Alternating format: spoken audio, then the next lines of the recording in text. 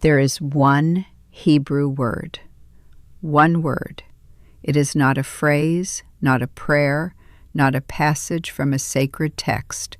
One single word, 3 syllables, that has been whispered in the final seconds before sleep by a very small number of families in our tradition for a very long time, and that has, within the 48 hours that follow the first night it is spoken correctly, begun to move something in the financial lives of the people who speak it that almost nothing else I have ever taught can move as quickly.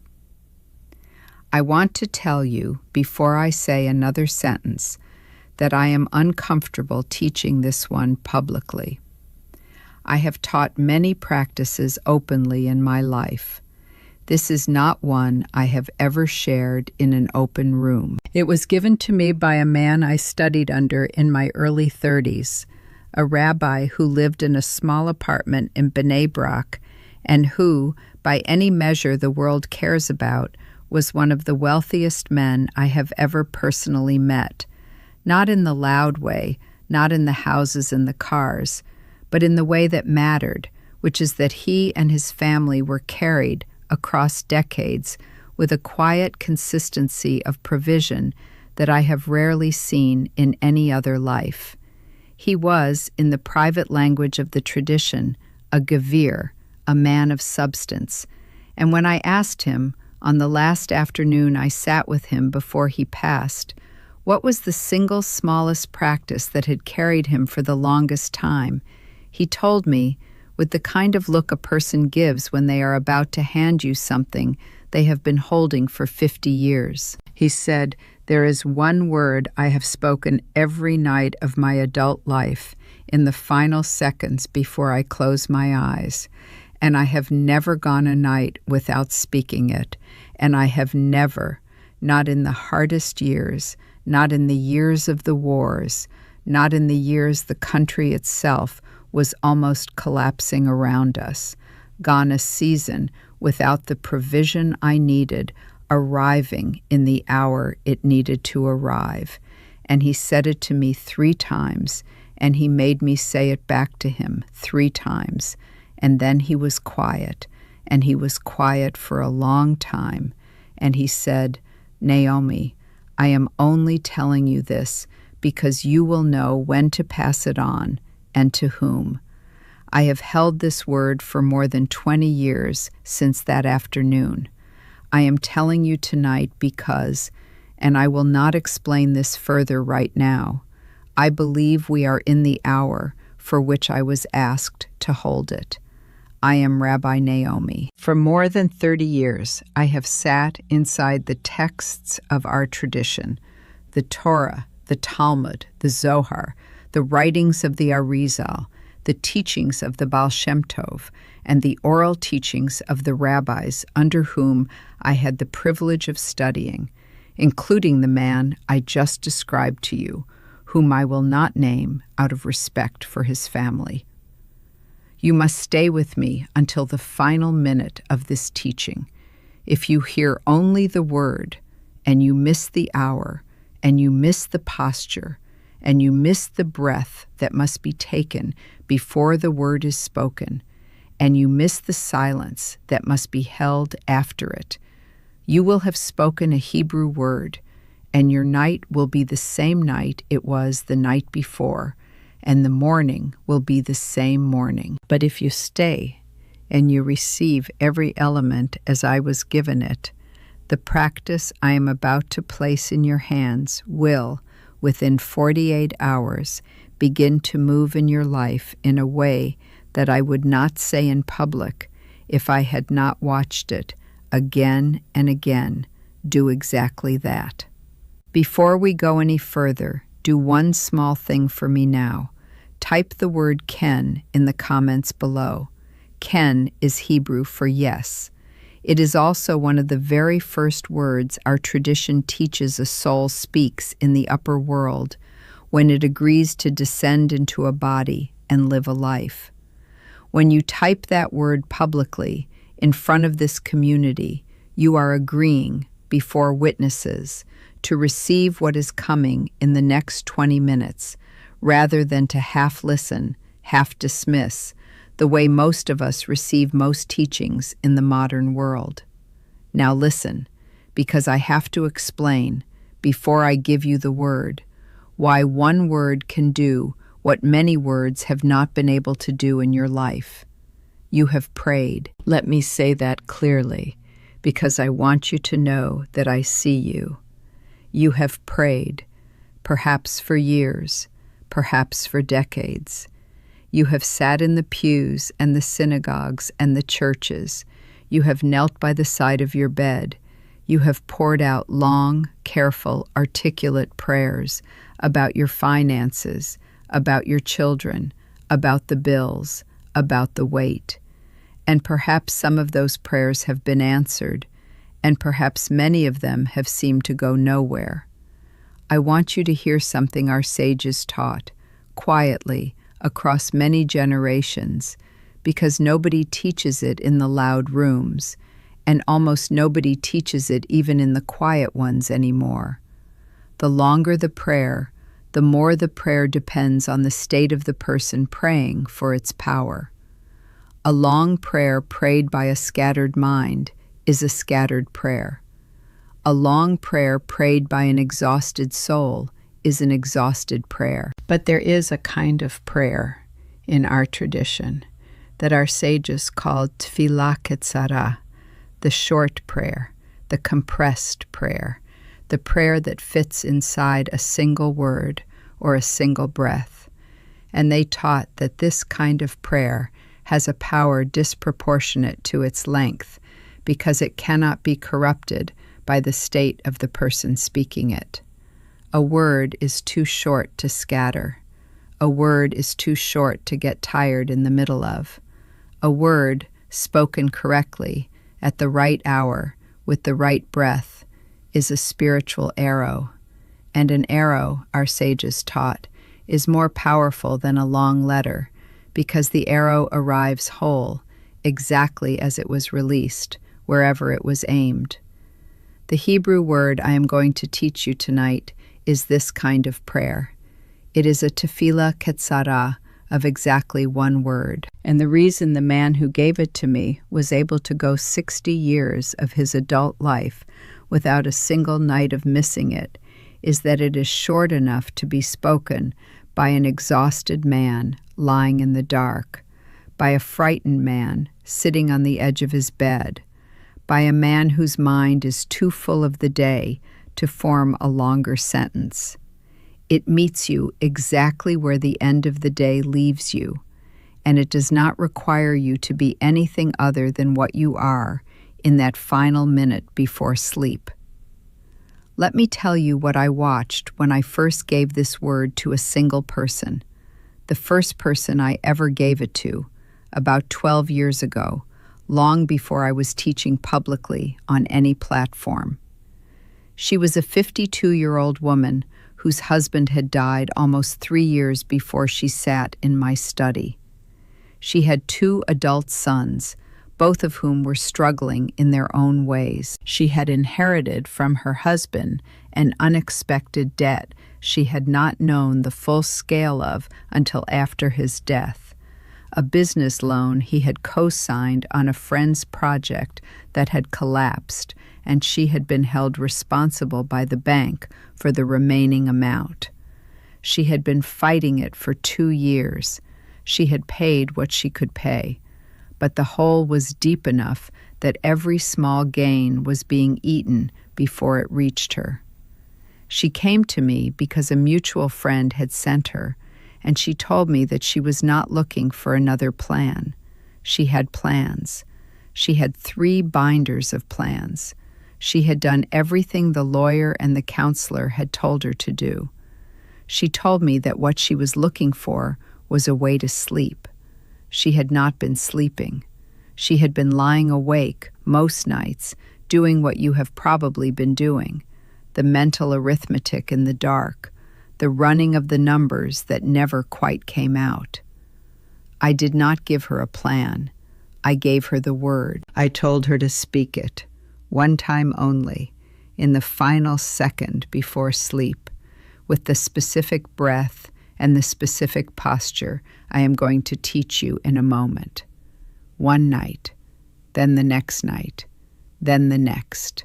No count, no 40 days, just every night until the end of her life, the way the man who gave it to me had done.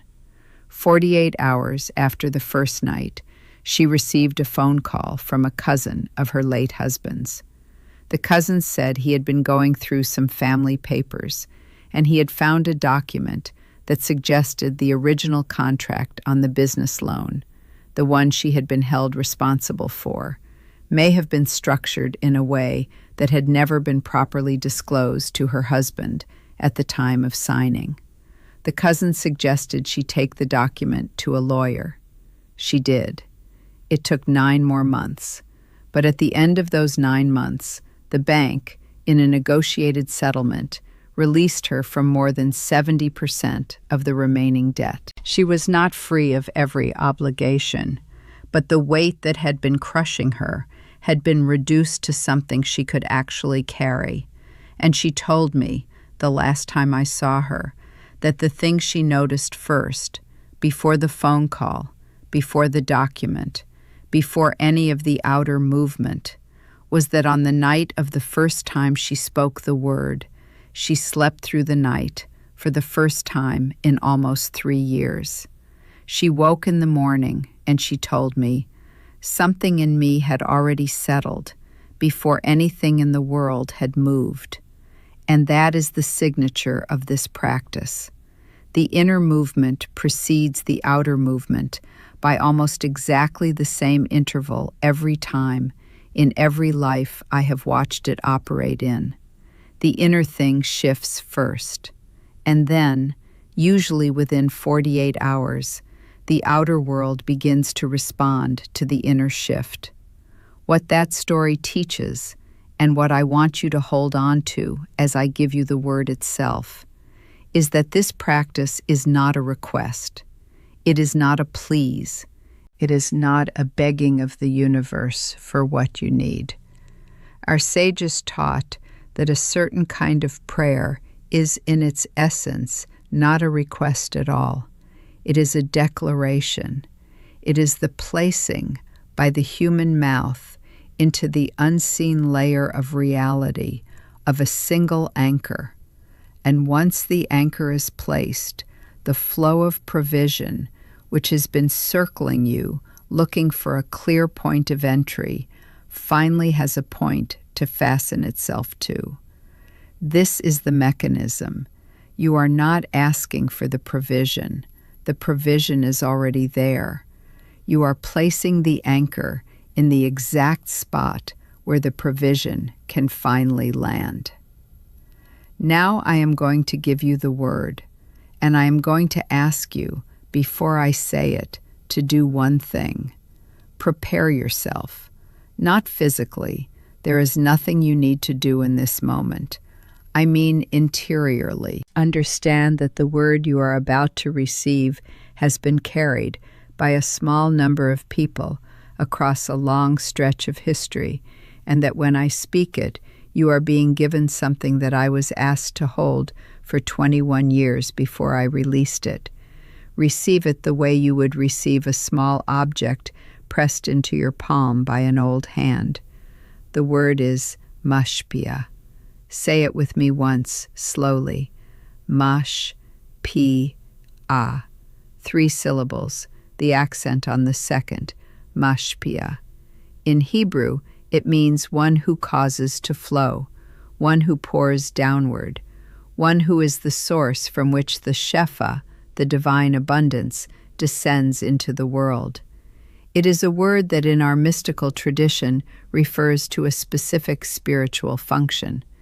There are, in the architecture of the upper world, certain channels called mashpi'im, those that cause the flow to descend, and there are corresponding vessels called makabelim, those that receive.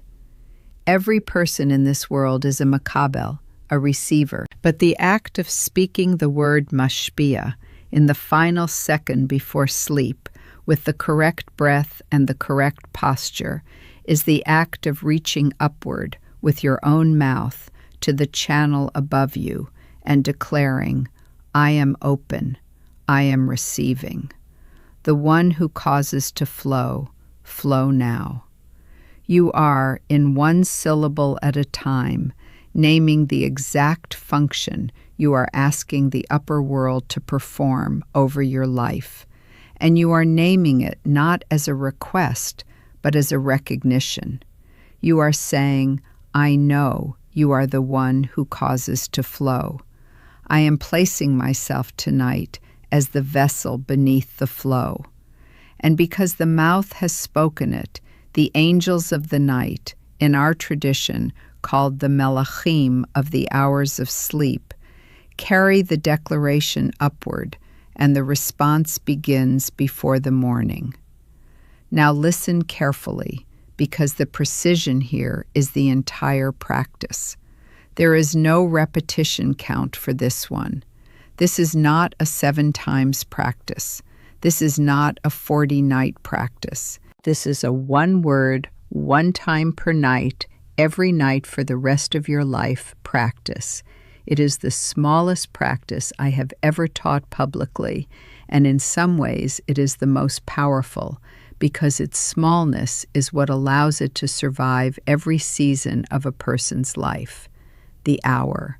The word is spoken in the final second before you close your eyes for sleep, not an hour before, not when you first lie down, not before you brush your teeth, the final second, after every other word of your day has been spoken, after the last light has been turned off, after your head is on the pillow and your body is still. That second, and that second only, is the hour of this word, the preparation. Before you get into bed, wash your hands as you ordinarily would. Do not speak any sentence of lack between the washing and the getting into bed. If a sentence of lack begins to form in your mouth or in your mind, close your mouth, take 1 breath, and let it pass. The posture. You are lying in bed. You are on your back, not on your side, not on your stomach, on your back, because in our tradition, the back is the position of the vessel that is fully open to what descends from above. Your right hand, the hand of receiving in our tradition, rests open, palm upward, on your chest over the heart. Your left hand rests at your side, also open, palm upward. Both palms are open, both are turned upward. You are, with your body, making yourself into the shape of a vessel beneath the sky. The breath. Before the word, you take 1 full breath, slowly, through the nose, as deep as you can take it without strain. You hold that breath for a count of 1, not longer. And then, as you release the breath through your mouth, the word goes out with the breath. Mashpia. The word rides the exhale. It is not spoken separately. It is not spoken before the breath or after the breath. It is spoken inside the breath. The way our sages taught that the most powerful words are always spoken, because the breath in our tradition is the ruach, the spirit, and a word spoken without its breath is a word without its soul. The volume. The word is spoken quietly, not whispered in a theatrical way, but spoken at the volume at which you could hear yourself clearly and nothing more. If someone is sleeping beside you, they should not be disturbed by it. If you are alone, no one in the next room should hear it. But you must hear it. The voice must leave the mouth. The silence. After the word, you do not speak another syllable. You do not add an amen. You do not add a please. You do not add a translation in your own language. The word stands alone, unaccompanied, released into the hours ahead of you. You close your eyes. You do not move your hands from the position. You let yourself slip into sleep with the hands where they are. If in the middle of the night your body turns on its side, that is ordinary. That is the body doing what bodies do, and it does not undo the practice.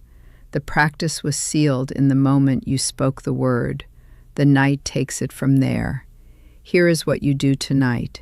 Before you go to bed, you read this once more, if you need to, so the steps are clear. You wash your hands. You get into bed. You lie on your back. You place the right hand, palm upward, over your heart. You place the left hand, palm upward, at your side. You take one slow breath in through the nose. You hold it for 1 count. You release it through the mouth, and as the breath goes out, the word goes out with it. Mashpia. You do not add anything. You do not repeat it. You close your eyes. You sleep. In the morning you wake. You do not say anything about the word. You do not look for a sign. You go about your day. You are not looking for a check in the mailbox by lunch. You are looking in the first 48 hours for a small movement that begins inside of you before it shows up outside of you. A calm in a moment you would ordinarily have panicked in. A clarity about a decision that had been unclear for weeks. A thought about a person you had not thought about in a long time, whom you then, within a day or two, find yourself in contact with for reasons neither of you quite planned. These are the first fruits. Acknowledge them quietly, inside yourself, with the word Baruch, blessed. Nothing more. The acknowledgement is part of the practice. Without it, the channel, which has just opened, begins to close again. What I have given you tonight is one word within a complete architecture of what our tradition calls the Hanhagat Halayla, the conduct of the night. It is a real practice, and if you speak the word exactly as I have described, you will feel the first movement within 48 hours. But I want to be honest with you about what one word alone can and cannot carry over the years of a long life. The full tradition I was taught by my teacher contains more. The specific word for the morning that is the companion of this night word, the word for the moment money arrives in your hand, the word for the threshold of the home, the word for the meal that is eaten in a season of tightness, and the words for the particular hours of the Jewish year when the channels of Parnassa open more widely than at other hours. I have gathered all of these with the Hebrew, the pronunciation, the breath, the posture, and the commentary on the mechanism behind each one into a single resource. Not a book of prayers, but the operating plan of a life in which the channels are kept open year after year by the smallest and most precise movements of the mouth. If you are serious about living the rest of your life with the channel open, not for one 48-hour cycle, but for the remainder of your days, you will move now, while the clarity of this teaching is still awake in you. The link is in the description below this video. Everything is there. Now hear me, because this next part is what almost no one prepares for. In the first 3 to 5 nights of speaking this word, something will rise in you that may surprise you. It may be an unexpected emotion. It may be a dream that feels heavier than your usual dreams. It may be a memory from many years ago that surfaces for no reason you can identify. It may be a restlessness in the first hour of sleep before the body finally settles.